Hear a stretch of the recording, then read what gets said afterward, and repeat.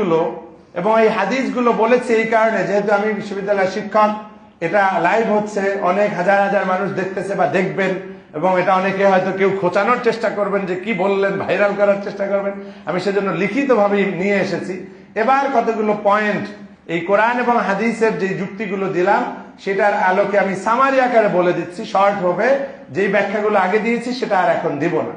Number 1, আমরা যারা নেতা নির্বাচন করব, আমাদের দেশ যেহেতু সবার জন্য উন্মুক্ত, কোন যদি অমুসলিমও দাঁড়াতে চায় সেটা তার স্বাধীনতা আছে, সেক্ষেত্রে আমাদের বাধা দেওয়ার কোনো নেই। কিন্তু বিশেষ করে যারা মুসলিম নির্বাচনে দাঁড়াবে তাদের অবশ্যই ইমানের বিষয়টি নাম্বার 1 তো থাকতেই হবে। এরপরে আরেকটি বিষয় হচ্ছে এলেম। এলেম একটু আগেই ব্যাখ্যা দিয়েছি, আপনার দ্বীনি এলেম, দুনিয়াবি এলেম, দুই ধরনের জ্ঞানই থাকতে হবে। কারণ রাষ্ট্র পরিচালনায় আপনি শুধু কতগুলো আয়াত মুখস্থ আর হাদিস মুখস্থ করলেই হবে না, আপনার মডার্ন সায়েন্স, টেকনোলজি, এই নলেজগুলো আপনার থাকতে হবে। এরপরে আমানতদারিতা থাকতে হবে। আপনি আমানতদারি যদি না থাকেন, একটু আগেই ব্যাখ্যা দিয়েছি, আপনারা অনেকেই দেরিতে এসেছেন, শুনতে পারেন নাই, যে আমানতদারিতার বিষয়টি আল্লাহ তাআলা নির্দেশ দিয়েছেন, ওয়া'আদ্দুল আমানাতি ইলা আহলিহা, আমানতকে আদায় করা। অতএব আমরা ভোট দেওয়ার ক্ষেত্রে যেমন আমানতের খেয়াল করব, ভোটে নির্বাচিত হওয়ার পরেও জনগণের আমানতটা রক্ষা। ভোটের আগে রিকশায় চলে, ভোট হয়ে যাওয়ার পরে হেলিকপ্টারে চলে। কোথায় পাইলো তোমার হেলিকপ্টার? কোথায় আসলো এই টাকা? জনগণের গম চুরি করে এখন নেতা সাজছ। এই সকল করা যাবে না। এই আমানতদার নেতা আমাদেরকে বানাতে হবে, যারা চুরি করবে না, জনগণের টাকা মেরে খাবে না, দুর্নীতি করবে না, সৎ থাকবে, নীতি নৈতিকতা মেনে চলবে, উত্তম চরিত্রের অধিকারী হবে। আল্লাহ তাআলা আমাদের সেরকম নেতা দান করুন, বলুন আমিন। এরপরে আমরা এমন নেতা চাই যার তাকওয়া থাকবে, আল্লাহকে ভয় করবে। কারণ এথিক্স, সেকুলার এথিক্স মুখে মুখে সৎ হই বললেই হবে না। তাকওয়া এমন একটা বিষয় যে সর্ব অবস্থায় আল্লাহকে ভয় পাবে, এরকম নেতা আমাদের দরকার, তাকওয়াবান নেতা দরকার।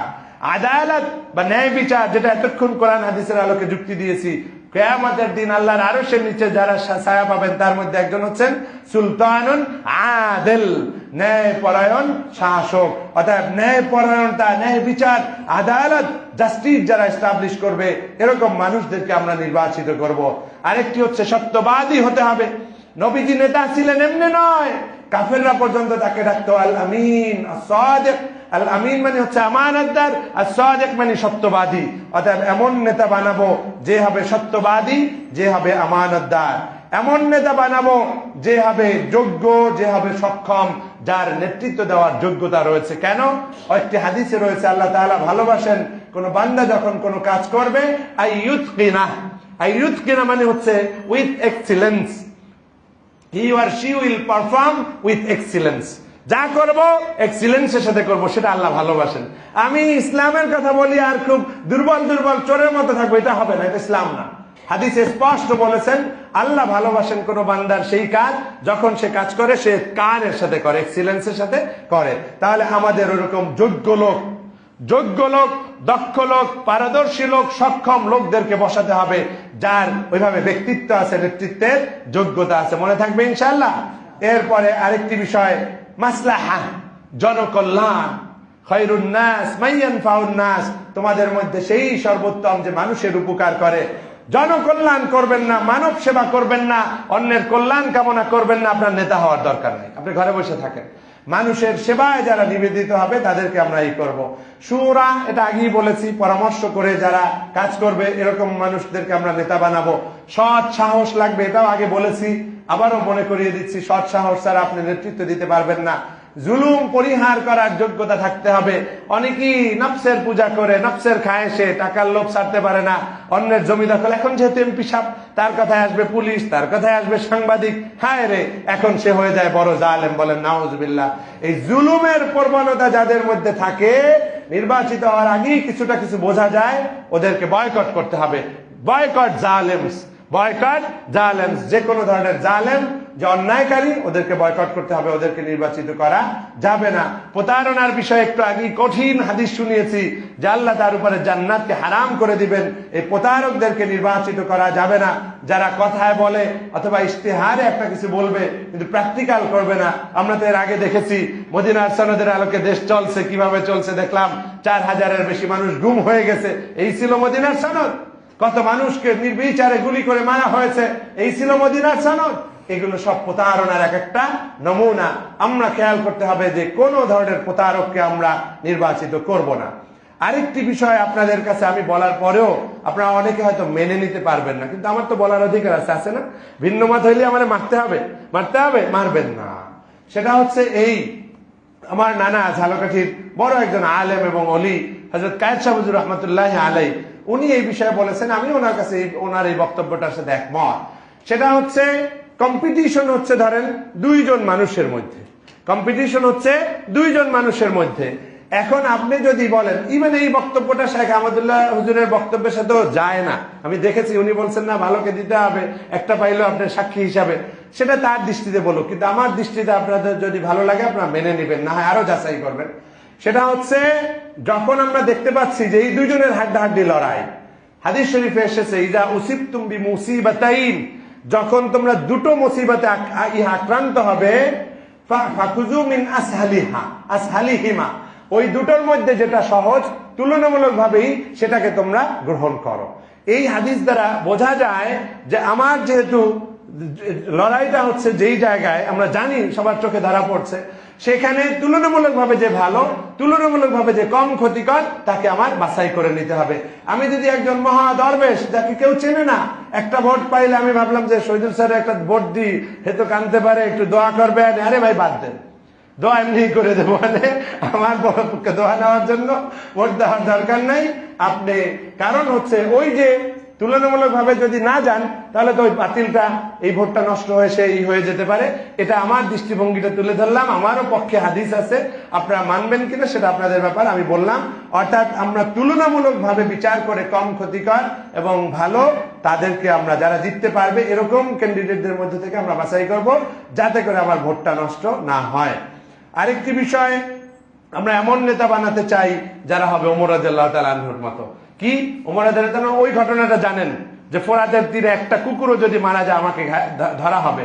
আবার আপনারা জানেন যে বুড়ির ওই যে কি ঘরে খাবার নিয়ে গেছেন নিজের মাথা।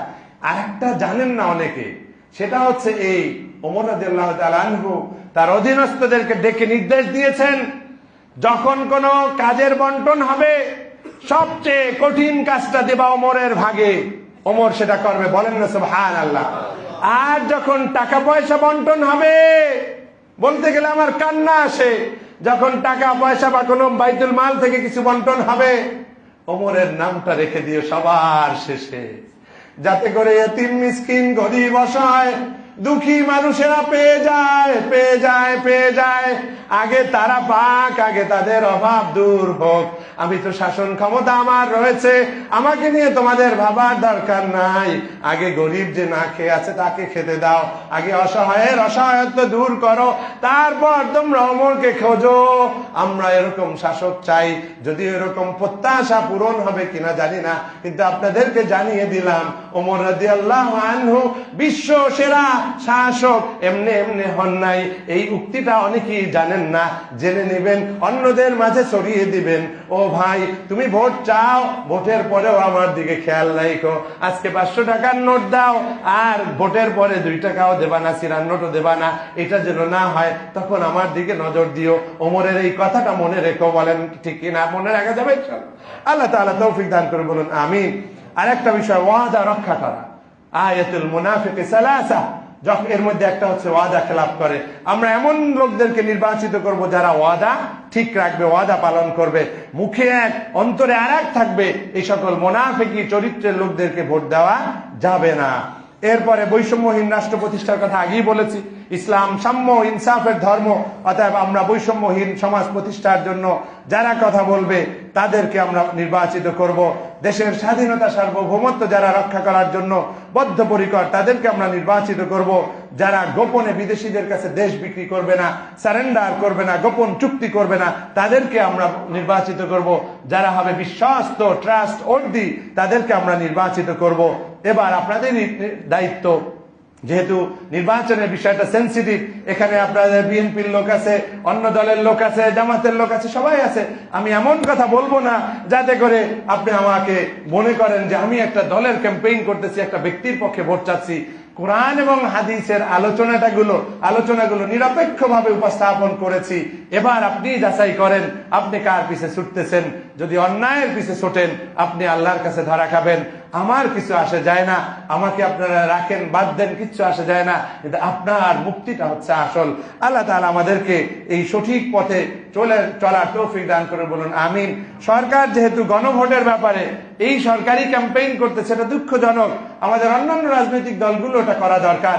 অনেকগুলো সংস্কার হয়েছে, সেই সংস্কারের ব্যাপারে আমরা সাইনও করেছি ঐক্যমত কমিশনের মাধ্যমে। তারপরও অনেকেই ওইভাবে জোরালো ভাবে এটার পক্ষে, হা ভোটের পক্ষে ক্যাম্পেইন করতেছে না। এটা আসলে ঠিক হচ্ছে না। এই হাবট যদি টিকে যায়, ওই যে আল্লাহর প্রতি পূর্ণ আস্থা ও বিশ্বাস যেটা সুপ্রিম কোর্টের ওই প্রধান বিচারপতির মাধ্যমে ফাইনালি এটা এস্টাবলিশ হয়ে গেছে আবারও, অতএব সেটা আবার ফিরে আসবে। আমি সেজন্য ব্যক্তিগতভাবে মনে করি কিছু ভুল ত্রুটি থাকলেও আপনারা হাবট দিবেন, এটার ক্ষেত্রে কোনো দল মতের কোনো ব্যাপার নয়। এটার মধ্যে রয়েছে সংস্কার, এটার মধ্যে রয়েছে অন্যায়কারীদের বিচার, এর মধ্যে রয়েছে কেউ ইচ্ছা করে স্বেচ্ছাচারী ফেসিবাদী হওয়ার সুযোগ বন্ধ হওয়ার একটা ব্যবস্থা। আল্লাহ তাআলা আমাদেরকে, আমার জ্ঞান অনুসারে আমি বুঝেছি, তারপরেও যদি কেউ কষ্ট পেয়ে থাকেন আমাকে ক্ষমা করবেন।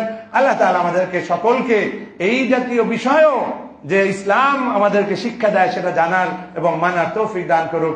আমিন। আখির দাওয়ানা আলহামদুলিল্লাহ।